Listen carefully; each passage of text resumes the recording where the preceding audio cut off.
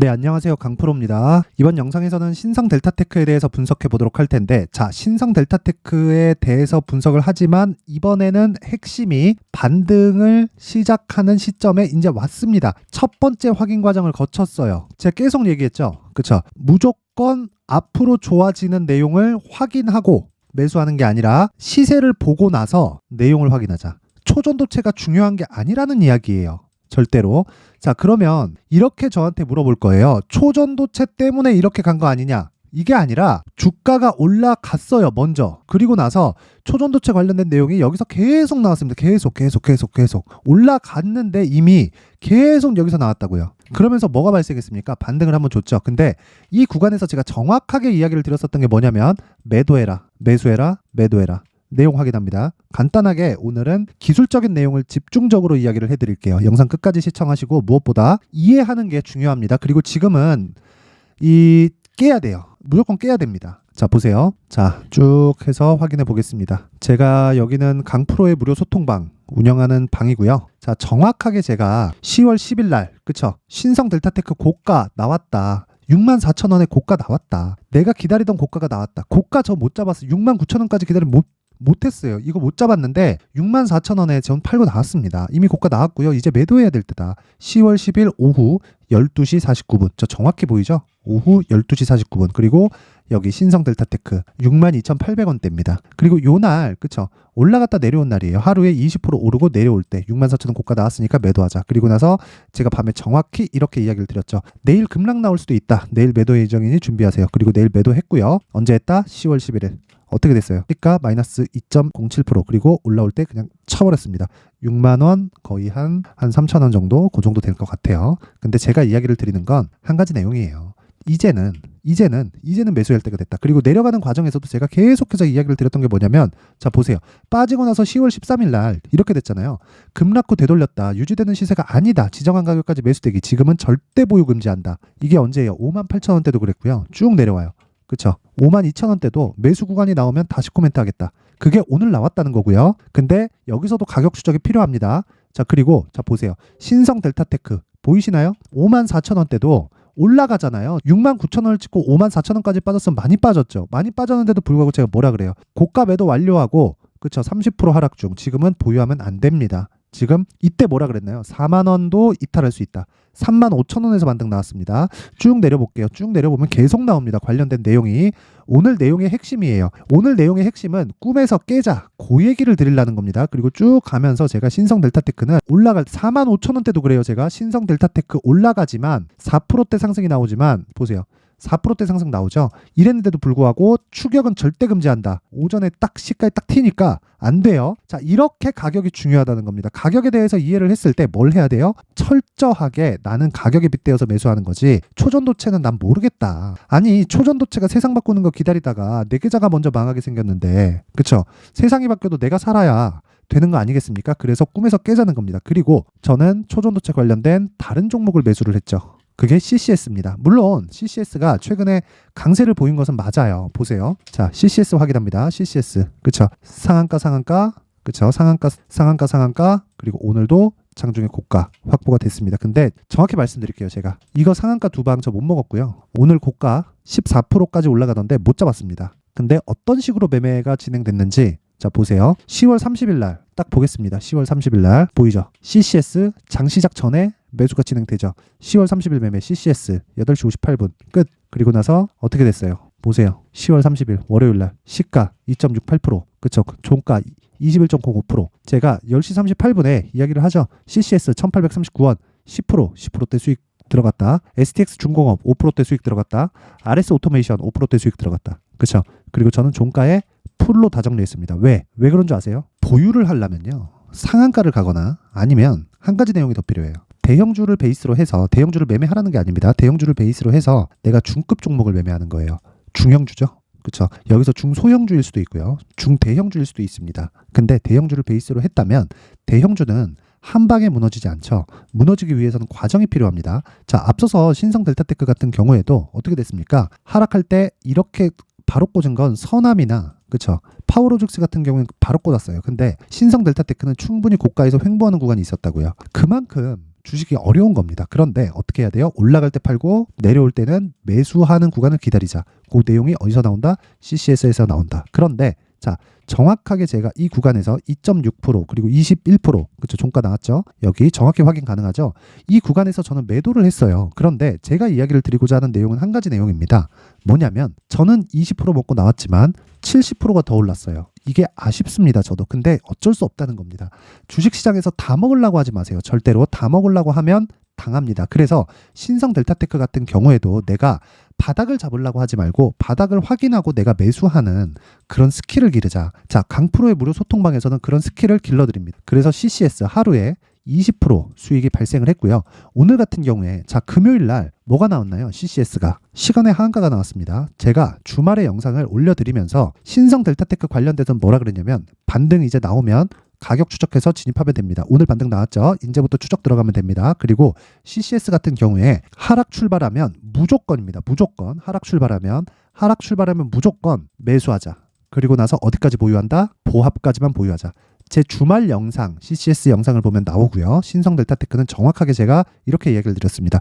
이제 반등 확인할 때다. 반등 나오기 시작하면 그때부터 가격 추적하고 역배열로 바뀌기 때문에 역배열까지의 내가 매수할 수 있는 구간을 잡고 여기서 내가 살아남기 위한 작전을 짜자. 그리고 CCS 오늘 어떻게 됐나요? 자, 보세요.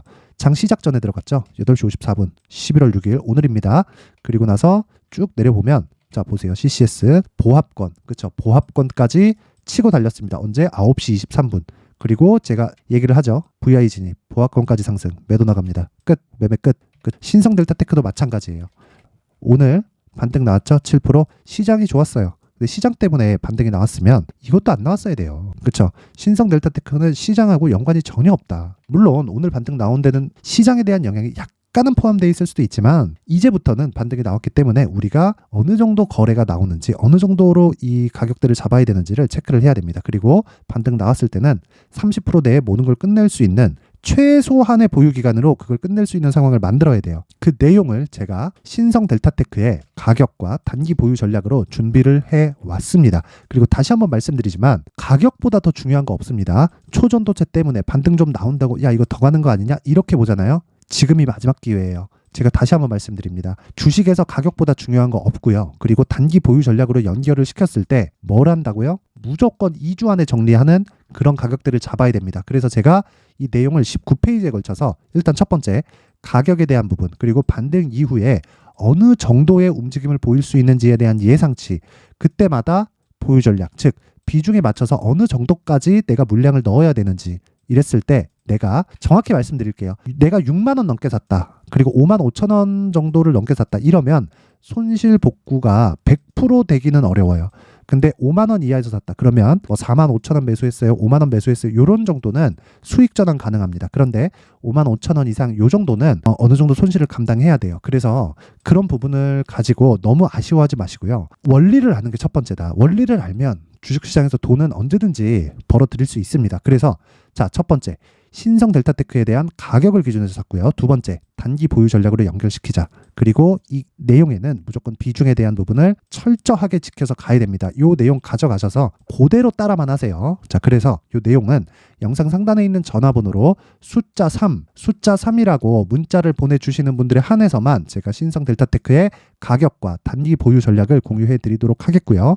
자, 그리고 실시간으로 내가 신고가에 대한 이해를 하고 싶다 또는 단기 매매를 하고 싶다. 그리고 단기 매매를 해야 심리가 안정이 되는 거예요. 그런데 어떤 종목만 매매한다? 신고가 매매만 한다. 자, 단타로 막 수백억 벌었다. 이런 사람들 있죠? 모두 다 돌파 매매입니다. 그건 뭐예요? 신고가 구간에서 매매를 한다는 거예요. 어떤 매매법이 있든 간에 돌파보다 더 강력한 매매는 없고요. 그건 가격이 먼저 반영하기 때문이고요.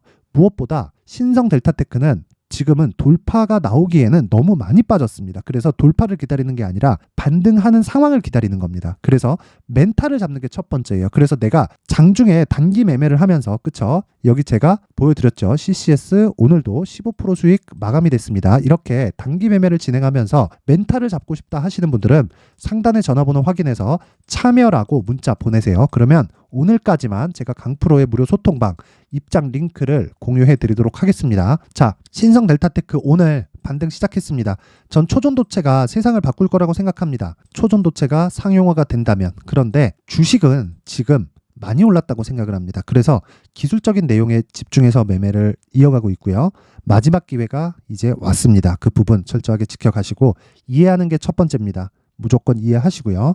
그리고 모든 분들이 성공 투자하실 수 있게 제가 만들어 드릴 텐데 무엇보다 믿고 오시는 게 중요하고요. 저는 실시간으로 소통방에서 뵙도록 하겠습니다. 항상 시청해 주셔서 감사드립니다. 자, 이제 23년도 다 끝나가지만 매매를 하시면서 스트레스를 받으시는 분들이 있을 수 있습니다. 시장이 항상 그렇긴 하지만 그래도 제 구독자분들과 시청해 주시는 분들을 위해서 앞으로 차기 주도주가 될 수 있는 대시세 종목을 준비를 해왔습니다. 물론 단타에 목말라 하시는 분들이 있을 수 있습니다. 자, 그런데 단타의 문제는요, 위험관리입니다. 단타에서의 위험관리는 손절 말고는 없기 때문입니다. 자, 그래서 항상 제가 단타는 재능이 필요하다고 이야기를 드리는데 단타에서의 재능은요, 단순하게 차트를 보면서 단타를 치는 기술적인 문제가 아닙니다. 손절에 대한 심리적인 압박을 이겨내면서 매매를 해야 되기 때문에 장기간 유지하기가 사실상 어렵습니다. 한두 번 해보면 할 수 있는지 없는지 알 수 있을 겁니다. 자, 그래서 단타나 짧은 수익만을 쫓다 보면요, 잦은 손절로 계좌가 망가지는 건 순식간이고요. 그만큼 수익하고는 거리가 멀어지겠죠. 장기간 유지하기가 어렵기 때문입니다. 결과적으로 주식시장에서 돈을 벌기 위해서는요, 어떤 계기를 만들어야 되는데 그 계기는 한 종목에 비중을 실어서요, 수익을 보는 것 말고는 없습니다. 쓸데없이 잦은 매매를 하지 말라는 이야기고요. 그리고 한 종목에 비중을 실을 수 있어야 된다는 겁니다. 그런데 이 비중을 실는 과정에서 성장 산업군에 대한 이해가 필요하다는 겁니다. 이 부분을 반드시 기억을 하셔야 돼요. 자, 이런 성장 산업에 대한 구조와 제가 앞서 말씀드렸던 신고가 그리고 선반영 구조에 대해서 이해를 했을 때 이런 매매를 할 수 있게 됩니다. 2월 7일 강프로의 대시세 종목으로 에코프로 매수가는 17만원 이에서 진행이 됐고요. 그리고 목표가는 50만원부터 자율 매도 구간으로 잡았죠.